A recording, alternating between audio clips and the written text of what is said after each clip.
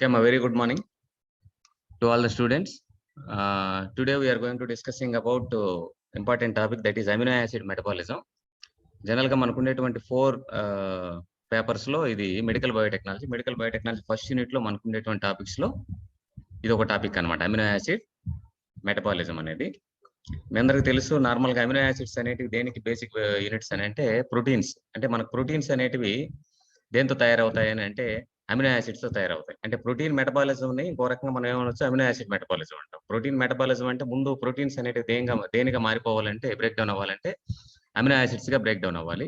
ఆ amino acids అనేవి further గా బ్రేక్ డౌన్ అయిపోయి ఏ విధంగా మారుతాయి, అదే విధంగా వాటి యొక్క బేసిక్ కాంపోనెంట్స్ మళ్ళీ కొత్త అమినో యాసిడ్స్ ఏ విధంగా సింథసిస్ అవుతాయి అనేది ఈ అమినో యాసిడ్ మెటబాలిజం అన్నమాట.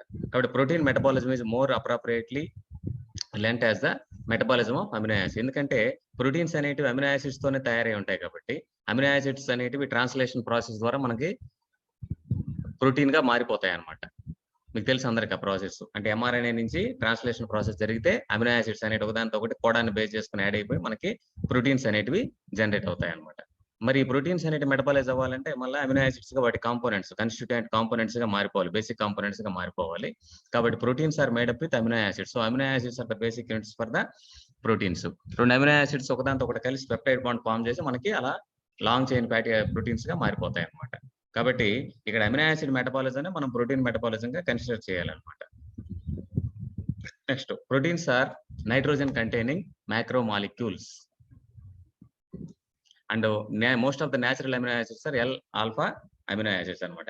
జనరల్ గా మనకి బయోమాలిక్యూల్స్ అనేటివి ఏంటంటే స్టీరో స్పెసిఫిసిటీ అనేది ఉంటుంది. నార్మల్ గా ఆల్ కార్బోహైడ్రేట్స్ మన బాడీలో డైజెస్ట్ అవ్వాలంటే కార్బోహైడ్రేట్స్ మొత్తం కూడా ఎటువంటి నేచర్ లో ఉండాలంటే డి కాన్ఫిగరేషన్ లో ఉండాలి.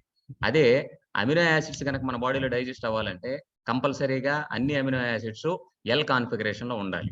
అంటే ఏదైనా అమినో యాసిడ్ డి కాన్ఫిగరేషన్ ఉండేది మన బాడీలోకి ఎంటర్ అయింది అనుకోండి, ఆ డి కాన్ఫిగరేషన్ లో ఉండేటువంటి అమినో యాసిడ్ మన బాడీలో డైజెస్ట్ అవ్వదు. అదేవిధంగా కార్బోహైడ్రేట్స్ కూడా అన్ని మన బాడీలో డైజెస్ట్ అవ్వాలంటే అన్ని కూడా డి కాన్ఫిగరేషన్ లో ఉండాలి. ఎల్ కాన్ఫిగరేషన్ ఉండేటువంటి కార్బోహైడ్రేట్ ఏదైనా మన బాడీలోకి ఎంటర్ అయిందంటే అది డైజెషన్ అవ్వదు అనమాట.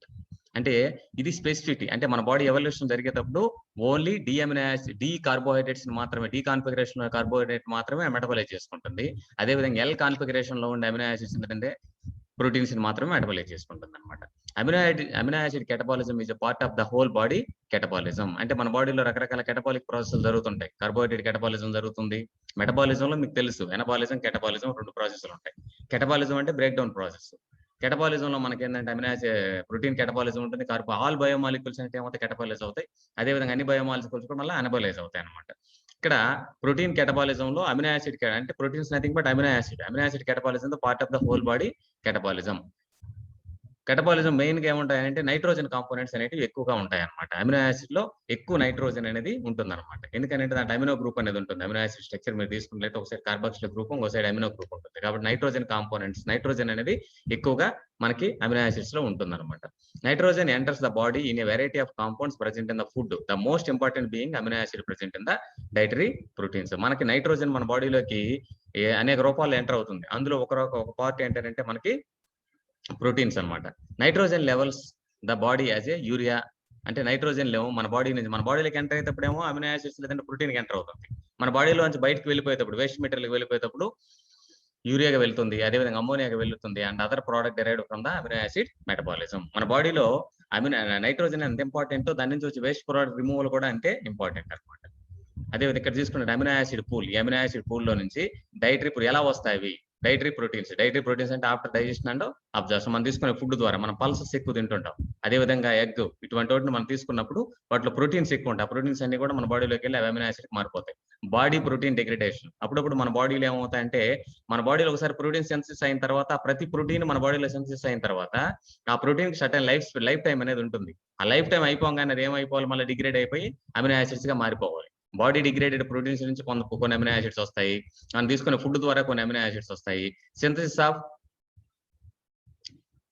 Non essential amino acids. తర్వాత వీటి నుంచి కొన్ని నాన్ ఎసెన్షియల్ అమినో యాసిడ్స్ అంటాం అనమాట. మన బాడీలో ఏమవుతాయంటే రెండు రకాల అమినో యాసిడ్స్, మనకు 22 అమినో యాసిడ్స్ ఉన్నాయి, స్టాండర్డ్ అమినో యాసిడ్స్. అంటే ఏవైతే మనకు ప్రోటీన్ ఏవైతే మనకి ప్రోటీన్ లో ఉంటాయో అటువంటి అమినో యాసిడ్స్ అన్ని ఏమంటామంటే స్టాండర్డ్ అమినో యాసిడ్స్ అంటాం. అటువంటి స్టాండర్డ్ అమినో యాసిడ్స్ మన బాడీలో 22 ఉంటాయి. ఆ 22 అమినో యాసిడ్స్ ని 2 రకాలుగా డివైడ్ చేసాం. ఒకటి ఎసెన్షియల్ అమినో యాసిడ్స్, రెండోది non essential amino acids. Essential amino acids అనేవి ఎప్పుడు కూడా మనం ఫుడ్ ద్వారా తీసుకోవాలి.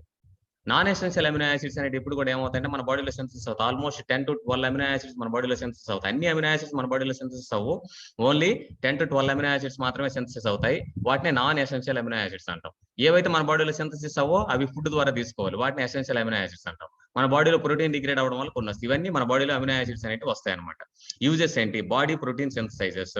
అమినో యాసిడ్స్ యొక్క మెయిన్ యూజ్ ఏంటంటే మన బాడీలో ప్రోటీన్ సింథసిస్ చేస్తుంది. ఏ విధంగా? ట్రాన్స్లేషన్ ప్రాసెస్ ద్వారా ఎంఆర్ఎన్ఏని కోడ్ చేసుకొని చేస్తుంది అనమాట. ప్రోటీన్స్ ఏమంటాం అంటే running horses of living body అని అంటాం. ఎందుకని running horses of living body అని అంటాం ప్రోటీన్స్ అని అంటే మన బాడీలో ఉండేటువంటి ప్రతి ఒక్క కదలిక ప్రోటీన్స్ ద్వారానే జరుగుతుంది. మన బాడీలో మూవ్మెంట్ ఏదైనా జరిగిందంటే అది ప్రోటీన్ ద్వారానే జరుగుతుంది. మజిల్ కాంట్రాక్షన్ కానీ ఏదైనా సరే ప్రోటీన్స్ ద్వారానే జరుగుతుంది. అందువల్ల proteins running horses of living body అంట. అమినో యాసిడ్స్ మెయిన్ గా ఎందుకు యూజ్ అవుతాయంటే ప్రోటీన్ సింథసిస్ లో యూజ్ అవుతాయి అనమాట. అదే విధంగా కెటబాలిజం ఏమవుతుంది? గ్లూకోజ్ కెటబాలిజం, అదేవిధంగా యూరియా, CO2, అదేవిధంగా కీటోన్ బాడీ సింథసిస్, వీటన్నిటికి కూడా మనకి అమినో యాసిడ్స్ అనేటివి యూజ్ అవుతాయి. అదేవిధంగా biosynthesis of porphyrins, creatines, hormones, neurotransmitters, purine, pyrimidine, niacin ఇవన్నీ సింథసిస్ అవ్వడానికి కూడా మనకి అమినో యాసిడ్స్ అనేటివి యూజ్ అవుతాయి అన్నమాట. ఈ విధంగా అమినో యాసిడ్స్ అనేటివి మన బాడీలోకి ఎలా వస్తాయి, అదేవిధంగా మన బాడీలో ఏ విధంగా యూజ్ అవుతాయి, ఏ విధంగా కెటబలైజ్ అవుతాయి, ఎటువంటి ప్రొడక్షన్ ఫార్మ్ చేస్తాయి అనేది ఇది ఓవర్ వ్యూ పిక్చర్ అన్నమాట. తర్వాత ప్రోటీన్స్ టర్న్ ఓవర్. మన బాడీలో ఏమవుతుందంటే ప్రోటీన్ కంటిన్యూగా సింథసిస్ అవుతూ ఉంటాయి, అదేవిధంగా డిగ్రేడ్ అవుతూ ఉంటాయి. అలా ఇదే కాదు ఏదైనా సరే మన బాడీలో జరిగేటువంటి ప్రతి ఒక్క ప్రాసెస్ ఏమవుతుందంటే బ్యాలెన్స్ అవ్వాలి. సింథసిస్ అవుతుండాలి, డిగ్రేడ్ అవ్వాలి, సింథసిస్ అవుతుండాలి, డిగ్రేడ్ అవ్వాలి. ఎవ్రీడే మనకు ప్రోటీన్ టర్న్ ఓవర్ ఎలా ఉంటుందంటే డిగ్రేడేషన్ నుంచి 300 to 400 grams per day degrade అవుతుంటుంది. అదేవిధంగా సింథసిస్ కూడా ఎంత అవ్వాలి? 300 to 400 grams per day. ఎంతైతే ప్రోటీన్ సింథసిస్ అవుతుందో అంతే ప్రోటీన్ ఏమవ్వాలి? డిగ్రేడ్ అవ్వాలి. అలా అయితేనే మన బాడీలో ఈ ప్రోటీన్స్ అనేది బ్యాలెన్స్ అనేది జరుగుతుంది అన్నమాట. Control of protein turn over. The turn over of the proteins is influenced by many factors. అంటే మన బాడీ ఎన్నో రకాల ఫ్యాక్టర్స్ అనేటివి ఈ ప్రోటీన్ యొక్క turnover. Protein turnover అంటే సింథసిస్ డిగ్రేడేషన్ మధ్య బ్యాలెన్స్ మనం ఏమంటాం? టర్న్ ఓవర్ అంటాం అనమాట. A small polypeptide call ubiquitin tags with the protein and facilitate the degradation. మన బాడీలో ఏదైనా ప్రోటీన్ డిగ్రేడేషన్ కి రెడీ అయిపోయింది అంటే దాని లైఫ్ టైం అయిపోయింది అని మనం ఎలా తెలుసుకుంటాం అంటే ఆ ప్రోటీన్ కి ఒక డెత్ ట్యాగ్ అనేది ఒక యాడ్ చేస్తారు. ఆ ట్యాగ్ పేరు ఏంటంటే యూబిక్విటిన్. అంటే మన బాడీలో ఏదైనా ఒక ప్రోటీన్ కి యూబిక్విటిన్ యాడ్ అయింది అంటే దాని అర్థం ఏంటి? That protein going to degrade shortly అని అర్థం అనమాట. కాబట్టి ప్రోటీన్ డిగ్రేడేషన్ కంట్రోల్ చేసేది ఎవరు చేస్తారని అంటే యూబిక్విటినేషన్ అనేది చేస్తుంది అనమాట. ట్యాగ్ అనమాట. ఇది ప్రైస్ ట్యాగ్ ఎలా ఉంటుందో అదే విధంగా ప్రోటీన్ కి డిగ్రేడేషన్ ట్యాగ్ అనేది ఒకటి ఉంటుంది అనమాట. అంటే దాని లైఫ్ అంటే దాని ఫంక్షన్ అయిపోయి దాని లైఫ్ టైం అయిపోయిన తర్వాత ఆ ప్రోటీన్ డిగ్రేడ్ చేయడానికి ఏది సింబలైజ్ చేస్తుందంటే ఓ ఈ ప్రోటీన్ టైం అయిపోయింది అని చెప్పి వెంటనే యూబిక్విటిన్ అనేది దానికి ట్యాగ్ చేస్తుంది అనమాట. అంటే యూబిక్విటిన్ దానికి బైండ్ అవుతుంది. ఒకసారి యూబిక్విటిన్ బైండ్ అయిందంటే ఆటోమేటిక్ అది డిగ్రేడ్ అయిపోతుంది అనమాట. ఈ విధంగా ప్రోటీన్ టర్న్ ఓవర్ ని ఇవన్నీ కూడా కంట్రోల్ చేస్తూ ఉంటాయి అనమాట. అదేవిధంగా nitrogen balance. Catabolism amino acids leads to net loss of nitrogen from the body. అంటే అమినో యాసిడ్ కెటబాలిజం చేయడం వల్ల ఏమవుతుంది? నైట్రోజన్ అనేది బాడీ నుంచి లాస్ అయిపోతుంది అనమాట. This loss must be compensated by the diet in order to maintain the constant amount of the body proteins. అంటే loss అయిపోయే దాన్ని ఇప్పుడు కూడా కంపెన్సేట్ చేస్తూ ఉండాలి. Nitrogen balance studies evaluate the relationship between the nitrogen intake and the nitrogen excretion. అంటే nitrogen intake ఎలా ఉంది, అదేవిధంగా ఎక్స్క్రిషన్ ఎలా ఉంది, ఈ రెండింటి మధ్య బ్యాలెన్స్ ఉంటేనే మన బాడీలో ఎప్పుడు కూడా నైట్రోజన్ బ్యాలెన్స్ అనేది. నైట్రోజన్ ఎందుకు ఇంపార్టెంట్ అంటే మన బాడీలో ప్రోటీన్ తయారవ్వాలంటే నైట్రోజన్ అవసరం. ప్రోటీన్స్ అనేటివి మన బాడీ యొక్క ఫంక్షనింగ్ అవసరం అవుతాయి. అదేవిధంగా న్యూక్లిక్ యాసిడ్ సింథసిస్ అవ్వాలన్నా నైట్రోజన్ బేసెస్ అంటే వాటికి అవసరం. ప్రతి దానికి మనకి నైట్రోజన్ అవసరం ఉంటుంది. కాబట్టి నైట్రోజన్ అనేది ఎప్పుడు కూడా సర్టైన్ అమౌంట్ క్వాంటిటీలో మన బాడీలో మెయింటైన్ అవుతూ ఉండాలి. అందుకే బ్యాలెన్స్ అనేది అవసరం అనమాట. 3 situations of nitrogen balance are possible as follows. Nitrogen equilibrium. ఒకటి ఫస్ట్ అంటే నైట్రోజన్ బ్యాలెన్స్ జరగడానికి 3 సిచ్యువేషన్స్ ఉంటాయి. Nitrogen equilibrium. In normal adults nitrogen intake equal to nitrogen excretion. The rate of body protein synthesis equal to the rate of body degradation. ఇది జరుగుతుంది normal adults లో.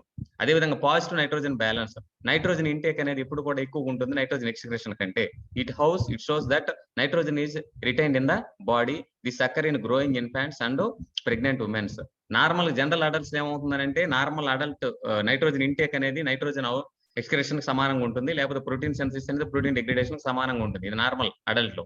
అలా కాకుండా growing child ఏమవుతుందనంటే వీళ్ళు ఇప్పుడు grow అవ్వాలి కాబట్టి, అదే విధంగా ప్రెగ్నెంట్ ఉమెన్స్ ఎందుకంటే ప్రెగ్నెంట్ ఆల్రెడీ ఒక బేబీని లోపల క్యారీ చేస్తుంది కాబట్టి ఆ బేబీ గ్రో అవ్వాలి కాబట్టి ఆ ఇన్ఫాంట్స్ లో, అదే విధంగా అంటే చిల్డ్రన్స్ లో, అదే విధంగా గ్రోయింగ్ చిల్డ్రన్స్ లో, అదే విధంగా ప్రెగ్నెంట్ ఉమెన్ లో మనకేమవుతుందని అంటే ఈ పాజిటివ్ నైట్రోజన్ బ్యాలెన్స్ అనేది ఉంటుంది. అంటే నైట్రోజన్ ఇంటేక్ అనేది ఎక్కువగా ఉంటుంది, నైట్రోజన్ ఎక్స్క్రిషన్ అనేది తక్కువగా ఉంటుంది. Negative nitrogen balance, nitrogen intake తక్కువగా ఉంటుంది, నైట్రోజన్ ఎక్స్క్రిషన్ ఎక్కువ ఉంటుంది. This occur during the serious illness, ఎప్పుడన్నా డిసీజ్ వచ్చినప్పుడు కానీ. అందువల్ల మనం ఏమవుతామంటే చాలా వీక్నెస్ గా కనిపిస్తాం అనమాట. ఈ విధంగా 3 రకాల కండిషన్స్ అనేవి మన బాడీలో మెయింటైన్ అవుతుంటాయి. Nitrogen equilibrium, positive nitrogen balance, negative nitrogen balance అనేవి ఉంటాయి అనమాట. విధంగా fate of amino acids, intracellular proteins. అంటే ఫేట్ ఆఫ్ అమినో యాసిడ్స్ అంటే ఎప్పుడు కూడా అమినో యాసిడ్ మెటబాలిజం లేదు, ఏదైనా సరే మెటబాలిజం కానీ మెటబాలిజం ప్రాసెస్ లేదంటే కెటబాలిజం ఎనబాలిక్ ప్రాసెస్ ఎక్కడ జరుగుతాయంటే సెల్ లోపలే జరుగుతాయి అనమాట. ఎక్కడ ఇప్పుడు కూడా బ్లడ్ లో జరగదు.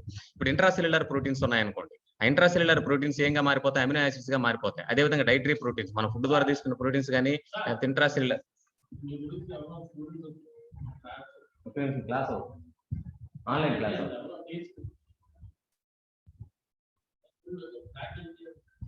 ఒక 10 minutes క్లాస్ అయిపోతుంది.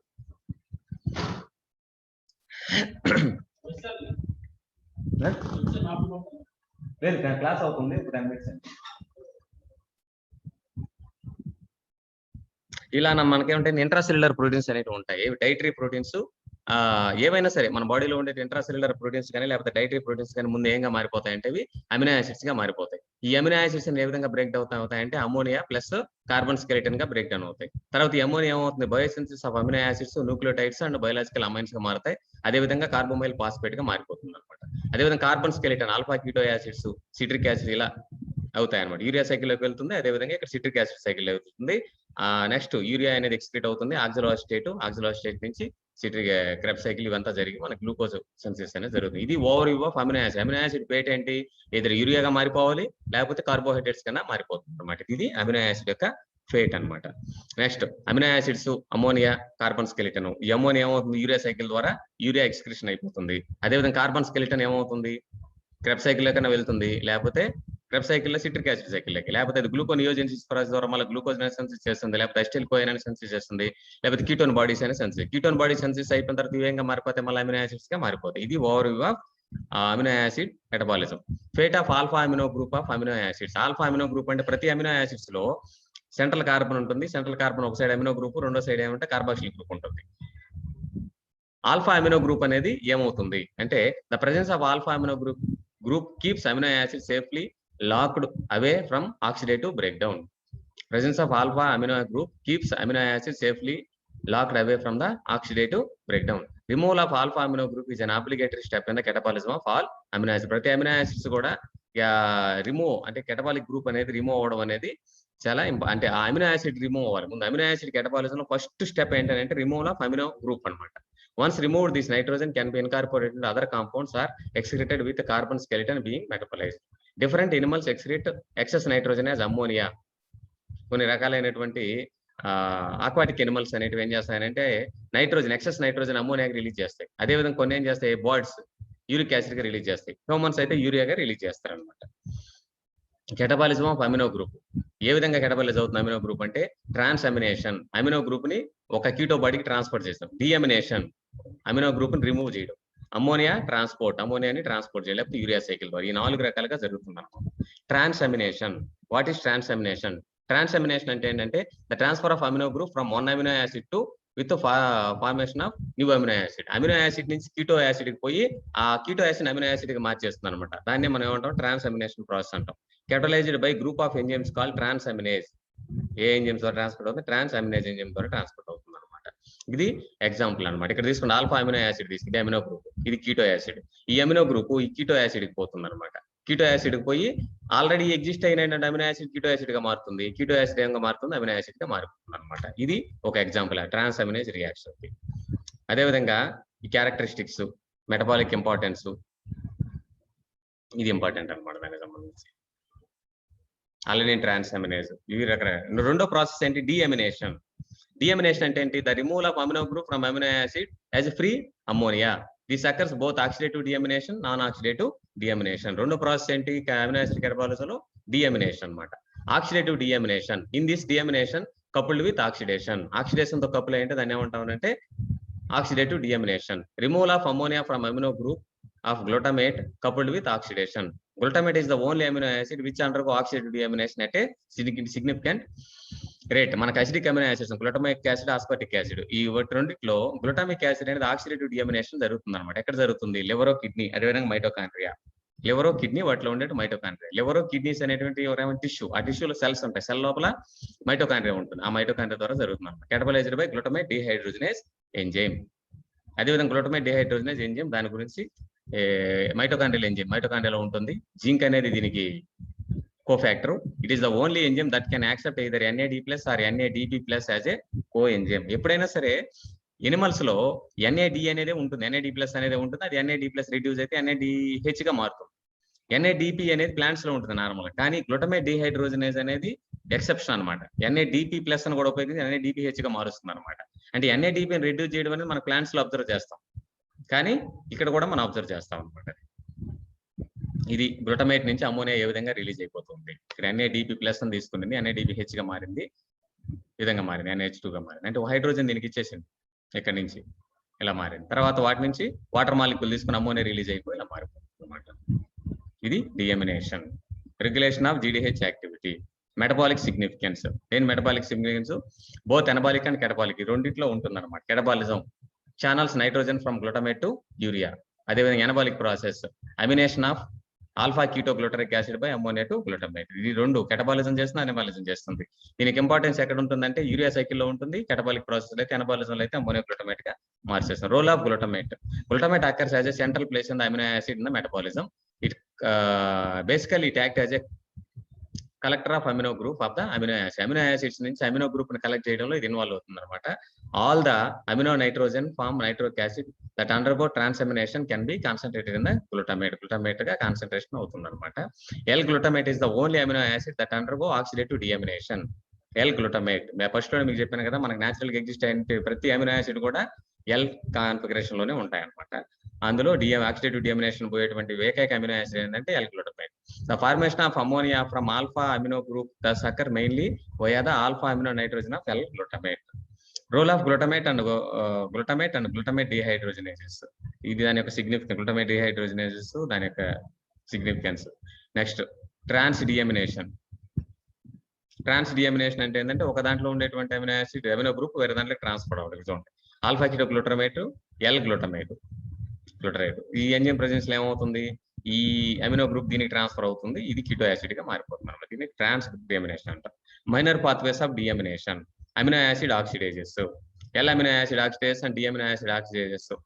ఫ్లావోప్రోటీన్ కోఫాక్టర్ వచ్చి సెప్టమన్ RFID. సైటో లివరో kidney peroxisomes. L amino acids ని ఆక్సిడేటివ్స్ ని లో. Thus a minor role in the amino acid catabolism. వీటికి మైనర్ రోల్ అనేది ఉంటుంది అనమాట. అంటే గ్లూటమేట్ తో కంపేర్ చేస్తే వీటికి మైనర్ రోల్ అనేది ఉంటుంది అనమాట. ఇవన్నీ కూడా ఆక్సిడేషన్ ద్వారా. Metabolic rate of D amino acids. ఇందాక మీకు చెప్పాను ముందు, మన బాడీలో అన్ని కూడా నేచురల్ అమినో యాసిడ్స్ అన్ని కూడా ఎల్ అమినో యాసిడ్స్. అప్పుడప్పుడు ఏమవుతుంది, మనం తీసుకునే ఫుడ్ ద్వారా కొన్ని డి అమినో యాసిడ్స్ కూడా వెళ్తుంటాయి. ఆ డి అమినో యాసిడ్స్ వెయిట్ ఏంటి? D amino acids alpha keto acids గా మారిపోతాయి. ఏ విధంగా అమోనియా రిమూవ్ అయిపోయి FADH గా మారిపోయి ఆల్ఫా కీటో యాసిడ్ గా మారిపోతాయి. ఈ alpha keto acid L amino acid transamination process ద్వారా ఎల్ అమినో యాసిడ్ గా మారిపోతుంది. అదే విధంగా ఎనర్జీని రిలీజ్ చేసి గ్లూకోజ్ లేదంటే ఫ్యాట్ గా మారిపోతుంది అనమాట. Fate of D-amino acids. D-amino acids are found in plants and microorganisms. For example, bacteria cell wall తీసుకున్నారనుకోండి, ఆ సెల్ వాల్ లో మీకు D-amino acids ఉంటాయి. They are not present in the mammalian protein. Proteins లో general గా D-amino acids incorporate అవ్వవు. D-amino acids are taken into the diet or bacterial cell wall, absorbed from gut, acted on D-amino acid oxidases to the respective alpha keto acid. ఇవేమవుతాయనండి, ఏదైనా సరే amino acid ముందు amino group వెళ్ళిపోయి తర్వాత ఏంగా మారిపోతుందంటే keto acids గా మారిపోతుంది. The alpha keto acid undergo transamination to be converted into L amino acids, which participated in various metabolic processes.